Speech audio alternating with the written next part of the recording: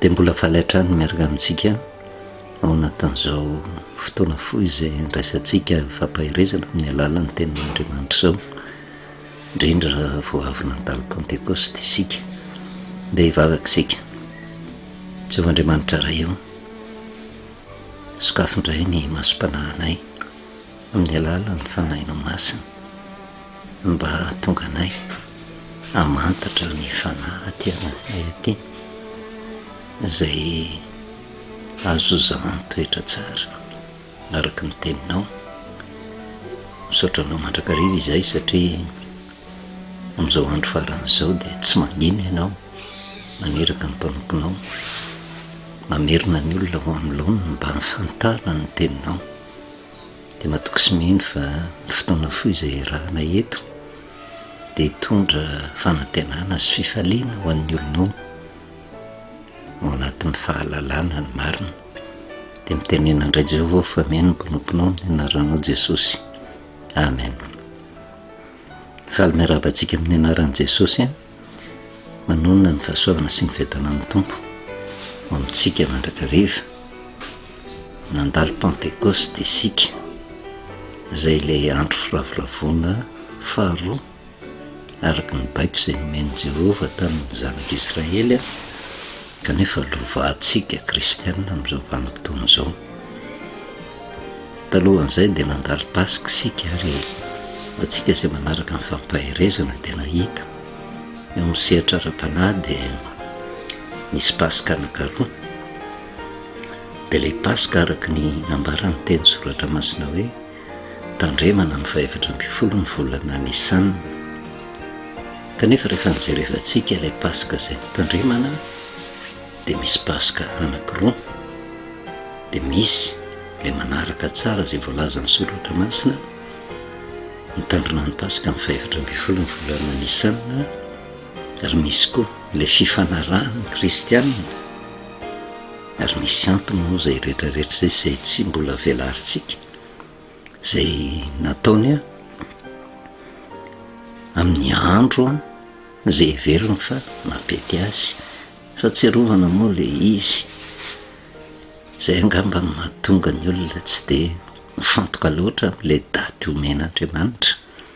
Dia tamin'ity taon'ity nisy ilay 14 ny volana Nisana izay fanitsy tamin'ny volana 25 mars. Fa ilay pasika kristianina tanterahana tamin'ny 31 mars. Amin'Andriamanitra izany ny daty napetrany tsy miova, kanefa ilay andro miova isa-taona, tsy voatery ho amin'ny andro iray mandrakariva ilay pasika. Fa ilay any kristianina tsy maintsy alahady, dia nitanterahana tamin'ny 31 mars. Efa lava ny fanazavana tao anatin'izy iny, fa safidy no apetraka izay fantatritsika fa mety araka ny faharesen-dahatritsika, fa misy vokany daholo nefa ny zavatra rehetra eo anatrehan'Andriamanitra. Ny resaka pentecoste isika, pentecoste dia 50 andro ao aorianan'ny pasika, na 50 andro ao aorianany nahafatesan'i Jesosy. Vokatry ilay pasika anankiroa dia misy pentecoste anankiroa koa. Dia ny pentecoste niainga tamin'ny 14 ny volana Nisana na ny 25 mars, dia taty amin'ny 14 mai. Ny pentecoste raha manaraka tsara ny fanisan'andro ara-baiboly, fa ilay pentecoste araka ny fodi-kevitra kristianina tamin'ny 31 mars, lahady ilay pasika, dia manisa 50 andro aorianan'izy io. Dia nataony lahady indray izay nitanterahana izay andro firavoravoana faharoa izay tamin'ny 19 mai. Raha ny tena marina tokony ilay lundi de Pentecôte ange, raha marina ilay daty no tena Pentecôte. Izany rehetrarehetra izany matoa ambara amintsika tsy hoe aitraitra na filambotsy ary, fa zava-misy tsy maintsy ambara.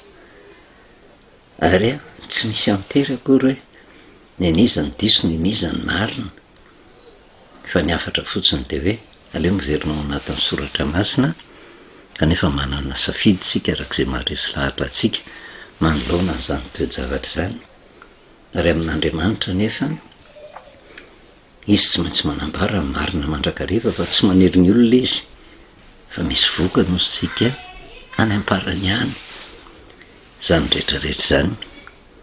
Ny andro Pentecosta efa nitonga taty amin'ny testamenta vaovao isika ny asan'ny apôstôly 2 na io Pentecosta tamin'ny 14 mai na io Pentecosta tamin'ny 19 mai ny zavatra hitovizana de hoe fahatsiarovana nirotsahan'ny fanahy masina tamin'ny apôstôly amin'izao vanim-potoana atsika zao fefa niresahantsika teo moa hoe ny Pentecosta raha ny baiboly de fahatsiarovana ny nanomezan'ny Jehova lalàna tao tendrombohitra Sinay. Ny zavatra faharoa fanatera-panatitra voaloam-bokatra ary ny fahatelo de tia nilatsahan'ny fanahy masina tamin'ny apôstôly ty tsy afa-misaraka zany nefa zay fahamarinan'izay fa raha vao tonga ny Pentecosta zay firotsahan'ny fanahy masina de fampatsiarovana ny didin'Andriamanitra tsy miova nomeny atsika ary amin'ny vanim-potoana io fahatsiarovana ihany koa ny fahasoavana raisina avy amin'Andriamanitra satria rehefa tonga ny fanahy de misokatra amin'ny masom-panahy de mahatsapa ny famonjena lehibe nataon'Andriamanitra de mahatonga ny olona hitondra fanatitra le voaloam-bokatra ao anatin'ny olona zany de le fanoloran-tena mba hanaraka ny sitrapon'Andriamanitra. Ary rehefa mindrotsaka io fanahy io de ny asan'ny apôstôly 2 zay iverenantsika vakina satria tsara ny afantarantsika an'izany. Ny soramandro hoe nilatsahan'ny fanahy masina tamin'ny andro Pentecosta sy ny toriteny nataon'ny Petera tamin'izany ny 1:1-4 ary noho tonga ny andro Pentecosta de teo amin'ny fitoerana iray izy rehetra ary nisy feo tonga tapoka avy tany an-danitra toy ny rivotra mahery mifofofofo ka nanenika ilay tranon'ny angonany. Nisy lela maro mitarehana afo niseho taminy zay nizarazara ary niperaka tamin'izy rehetra isan'olona zany ary samy mifenin'ny fanahy masina izy rehetra ka de niteny tamin'ny fiteny maro samihafa araka ny nampitenena ny fanahy masina azy. Zay le firotsahan'ny fanahy ary teny fikasana nomeny Jesosy Kristy ny mpianatra na tanterahany zany talohany ny akarany tany an-danitra. Maty izy mitsangana tamin'ny maty izy niaraka tamin'ny mpianatra nandritra ny 70 andro ary nametraka n'ilay teny fikasana. Teny fikasana nomeny de ny asan'ny apôstôly 2 vakitsika ny 1 ka hatramin'ny 19 ry Teofila ozy lay boky voalohany de nosoratako ny amin'izay nataon'i Jesosy sy nampianarina hatramin'ny andro nampakarana azy rehefa nodidiny tamin'ny fanahy masina ny apôstôly zay ny fidiny sady niseho koa tamin'ny famantarana maro tao aorian'ny ijaliany fa velona izy ka niseho tamin'ny 70 andro izy ary nilaza ny amin'ny fanjakan'Andriamanitra. Ary raha niangona teo aminy Jesosy de namepetra azy tsy hiala ny Jerosalema fa hiandry ny teny fikasana indray zay efa renareo tamiko hoy izy fa Jaona nanao batisa tamin'ny rano fa ianareo kosa atao batisa amin'ny fanahy masina rehefa afaka andro vitsivitsy.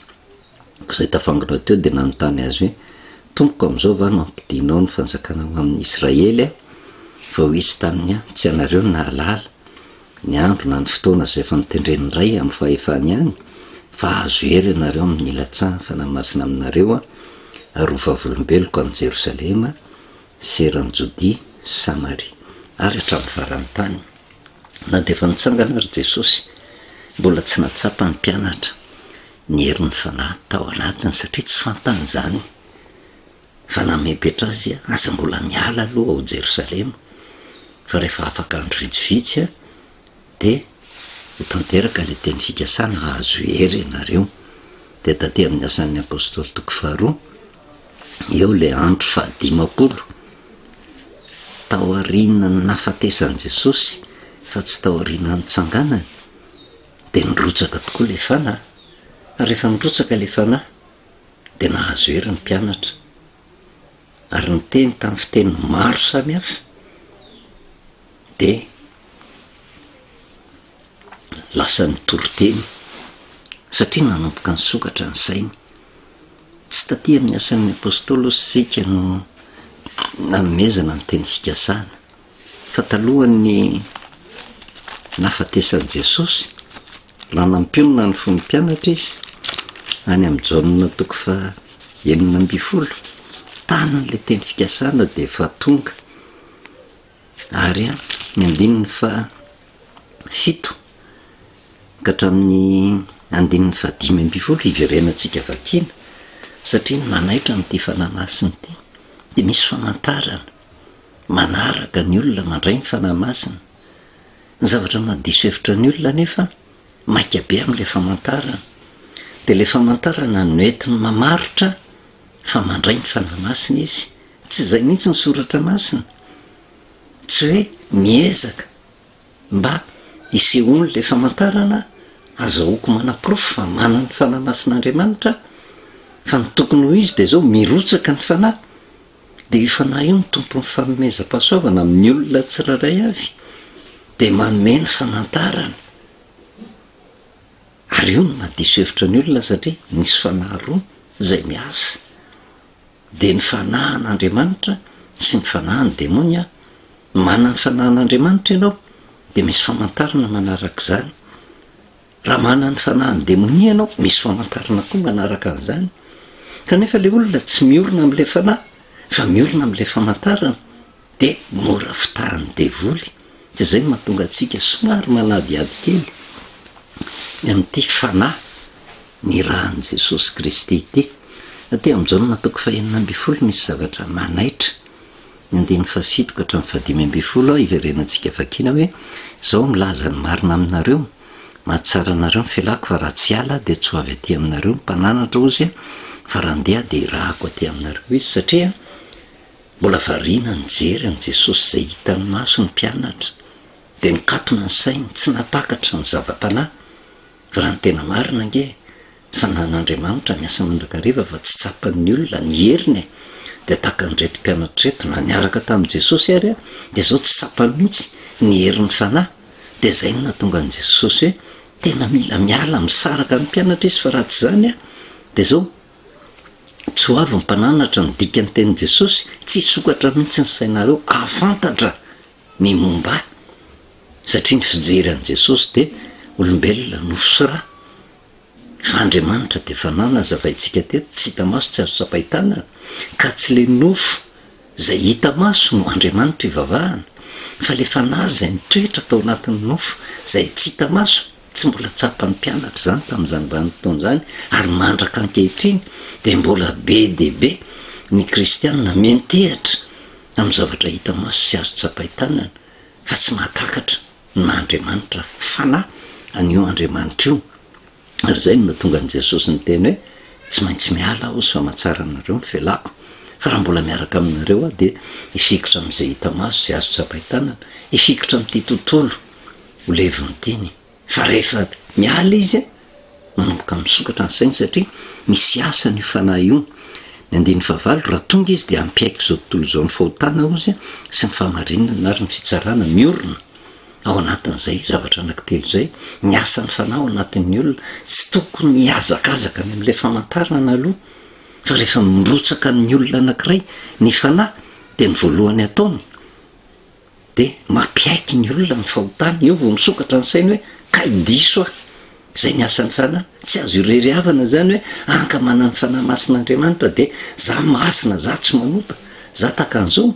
Fa raha manana ny fanahy masina ianao ny zavatra tsapanao voalohany indrindra dia ny tsy famendrehanao sy ny tsy fahatsapanao sy ny tsy fahatakaranao tany aloha ny maha-Andriamanitra n'Andriamanitra.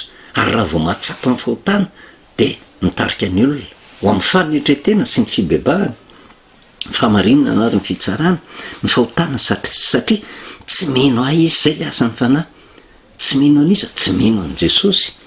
Jesosy iza tsy mino ny mahandriamanitra an' Jesosy Kristy. Zay le asan'ny fanahy. Ny famarinana satria makany amin'ray aka tsy mahita intsony ianareo miverina eo am'le voninahitra nananany fahizay Jesosy, miverina am'le mahandriamanitra fanahy azy. Ary ny fitsarana satria ny andrinana zao tontolo zao de efa voatsara ireo zavatra telo goavan'ireo no asan'ny fanahy rehefa miditra ao anatin'ny olona.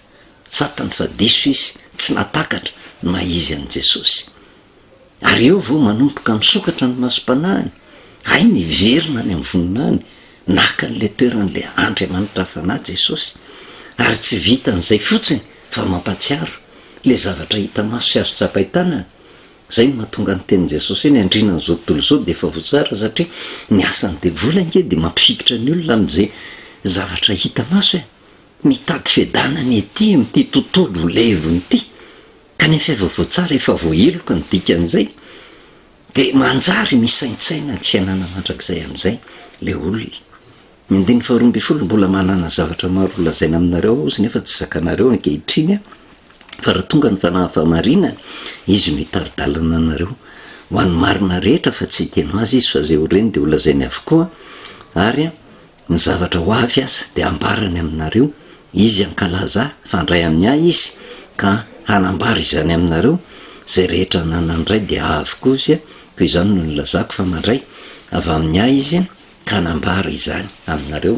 Misy taridalana kely tiana ampitaina amintsika raha mijeritsika ny testamenta vaovao, tsy de tena hita taratra loatra rehefa maty Jesosy Kristy. Ny fitoriana filazantsara hoe ny antony nahafatesany ange de ho famonjena ty zao tontolo zao tena fa tany amin'ny mpiandohan'ny filazantsara de nambara Jaona Mpanao-Badisa, indro le zanak'Andriamanitra zay manaisitra ny fahotany zao tontolo zao fa tsy azon'ny olona mihitsy zany, tsy azon'ny fariseo, tsy azon'ny mpanao ara-dalàna, tsy azon'ny mpivavaka. Ary na ny mpianatra ara de tsy natakatra an'izany hoe tena misy antony goavana ange natongavan' Jesosy fa mbola nifantoka tam'le hita maso sy azo tsapain-tanana de tsy natakatra izay le mission an' Jesosy na andraikitra na tonga n'le Andriamanitra nidina teto am'ty zao tontolo zao ty ho faty. Ary noho izany tsy de nisy loatra fitoriana ny filazantsara tao amin'ny testamenta vaovao hoe tena nitory ny fahafatesan'i Jesosy nazahoam-pamonjena ho an'ireo apôstôly ireo. Fa reo ara tena nikatona ny sainy ary zay no natonga an' Jesosy ny teny hoe mahatsara anareo ny fialako. Raha mijeritsika zao ny Luka toko fa 4:20 rehefa maty Jesosy kivy ny mpianatra satria mbola nikatona ny sainy, tsy tsapany le herin'ny fanahy variana ny fahatra tam'ty hita maso ty. De ary amin'ny Luka toko fa 4:20 ny 7:12 rehefa nitsangana tamin'ny maty Jesosy Kristy de zao ny 7:70 vakitsika hatramin'ny 9:12 mahafinaritra be ty tantara ty fa manokatra ny saina mampanahy antsika. Luka toko fa 4:20 de raisitsika eo amin'ny 7:12 ny 7:12 sy ny manaraka maty Jesosy nitsangana tamin'ny maty izy kanefa le fahafatesan'i Jesosy nitondra fahakiviana ho an'ny mpianatra satria mikatona ny sainy. Ary zay no natonga an' Jesosy hiteny manana zavatra maro tenenina aminareo fa tsy zakanareo ankehitriny fa rehefa tonga fanahy famarinana de izy no anambara aminareo ny zavatra rehetra ozy ary na ny zavatra ho avy ary de ambarany aminareo. De eo le mahatonga an' Jesosy hiteny hoe raha tonga io fanahy io de mampafantatra ny olona ny fahotany. Ny 7:20 ary izy taminy ahoana zao teny resahanareo ety am-pandehanana zao satria niaraka tamin'ny mpianatra Jesosy Kristy tamin'io fa ny mpianatra tsy nahafantatra azy de nijanona ireo sady nalahelo tare. Ary ny anankiray izay atao hoe Kleopasy namalika nanao tamin'ny hoe ianao rery ve ozy ny vahiny mitoetra any Jerosalema tsy mba mahalala zay zavatra tonga atao amin'izao tontolo zao fa izy tamin'ny zavatra manahoana moa zany. ary hoy izy ro lahy taniny ny am' Jesosy avy any Nazareta mpaminany mahery tamin'ny asa sy ny teny teo anatrehan'Andriamanitra sy ny vahoaka rehetra, de ny amina nolorany loham-pisorona sy ny mpanapaka eto amintsika azy anamelohana azy ho faty sy ny nanombona azy tamin'ny hazo fijaliana, nefa nantenainay ozy fa izy no lay efa navitra ny Israely, ary tsy zany ihany fa androany no andro fahatelo hatrizay nahatongavan'izany. Nefa kosa ny vehivavy sasany izay namanay ozy nahaverevitra anay fa tany amin'ny fasana maraina koa izy, ary raha tsy nahita ny faty izy de tonga ka nilaza fefa nahita anjeliny seho kosa izay nilaza fa velona izy, de nandeha ny sasan'izay nombanay ka nakany amin'ny fasana ary nahita arak'izay nilazain'ny vehivavy, nefa izy tsy hitany satria mbola nikatona ny sainy. Le fahafatesan'i Jesosy nakivy azy, tsy tsapany Andriamanitra azy, ary zay no mampieritreritra na tonga antsika nresaka hoe ty amin'ny testamenta vaovao tsy de mbola hita loatra ny fijoroana vavolombelona ny amin'ny fahaveloman'i Jesosy Kristy sy ny antony nahafatesana izay nitondra famonjena ho an'izao tontolo izao, satria tsy tsapan'ny olona le fanahy. Ary zay no nahatonga an'i Jesosy namepetra ny mpianatra aza miala eto Jerosalema aloha satria mbola mikatona ny sainareo, fa rehefa miala de ho tadidinareo amin'izay zay nolazaiko taminareo, satria rehefa tonga io fanahy io araka ny teniny taty mbola tsy maty Jesosy, ampahafantatra n'izao tontolo izao ny fahotana, ny famarina, ny fitsarana. Ary zay fahafantarana ny fanahy zay tena zava-dehibe amintsika, tsy le famantarana mitranga akory ny zava-dehibe, fa no mamantatra fa na manao ahoana no ny rotsaka. De araka ny tenenin' Jesosy ery amin'ny Jaona 9:12, 9:13, raha tonga ny fanahy fahamarina de izy no hitaridalana anareo ho amin'ny marina rehetra, fa tsy teny ho azy izy fa zay ho reny de ho lazainy avokoa, ary na ny zavatra ho avy azy de ambarany aminareo. Io fanahy io no nambaran'i Jesosy azy fanahy fahamarina. Ho ady aditsika kely io satria Jaona de miteny an'izao, Jaona voalohany nambarany Jaona mahakasika ny fanahy io. Ny 9:4 malala aza amin'ny fanahy rehetra ozy fa izaho toetra ny fanahy na avy amin'Andriamanitra reny na tsy, satria maro ny mpaminahy sandoka efa lasany amin'izao tontolo izao. Zao nahafantaranareo ny fanahin'Andriamanitra, ny fanahy rehetra zay manaiky fa efa tonga tamin'ny nofo Jesosy Kristy, no avy amin'Andriamanitra ary ny fanahy rehetra zay tsy manaiky an'i Jesosy de tsy mba avy amin'Andriamanitra, ary zany ny fanahin'ny Antikristy izay fa renareo fa ho avy sady efa amin'izao tontolo izao izy. Misy fanahy anankiroa, inona no tokony hodinian'ny kristianina, satria tonga ny Pentekosta zaho toetra ny fanahy, fa ny anambaran'i Jesosy azy fanahy ny fahamarinana. De ho jerevantsika ho adiditsika izay fanahy ny fahamarinana izay mba hoentintsika mamantatra ny asantsika, hoentintsika mamantatra ny fombantsika, hoentintsika mamantatra ny fiainantsika. Tena fanahy ny fahamarinana ve no amintsika, satria raha tena kristianina marina mizaha toetra ny fanahy izy aloha. Kanefa araka ny resahantsika hoe misy an'ireo Pentekosta anankiroa ireo hoe misy fanahy mirotsaka amindreo, de anjarantsika ny mamantatra n'ilay fanahy fahamarinana.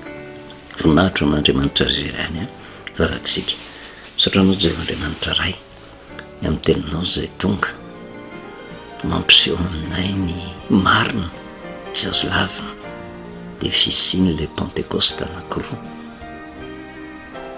Ankatahanay aminao de mba hisokatra amin'ny masom-panahinay ka ho tanteraka aminay tenin' Jesosy hoe ampahafantatra anay kosa ny fahotana, ny fahamarinana, ny fitsarana. De ianao ny taridalana nay mandrakariva tompo ho amin'ny marina rehetra ny anaranao Jesosy, amen. Nao velomantsika amin'ny anaran'i Jesosy, manonona ny fahasoavan'ny tompo amintsika mandrakariva.